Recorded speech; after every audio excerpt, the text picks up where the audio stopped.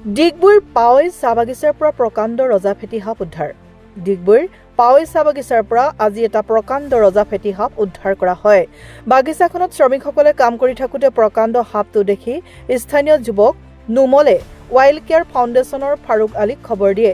লগতে শ্ৰমিকসকলৰ মাজত তীব্ৰ চাঞ্চল্যৰ সৃষ্টি হয়। ৱাইল্ড কেয়াৰ ফাউণ্ডেশ্যনক খবৰ দিয়াত ফাউণ্ডেশ্যনৰ কৰ্মী ফাৰুক আলী আৰু লগতে ডিগবৈ বন বিভাগৰ কৰ্মী ঘটনাস্থলীত উপস্থিত হৈ প্ৰকাণ্ড ৰজা ফেটিটো উদ্ধাৰ কৰি কাষতে থকা বনাঞ্চলত এৰি দিয়ে। প্ৰায় 11 কেজি 45 গ্ৰাম ওজনৰ ৰজা ফেটিটো দীঘল প্ৰায় 12 ফুট। ডিগবৈৰ পৰা বিজয় সূত্ৰধৰৰ প্ৰতিবেদন।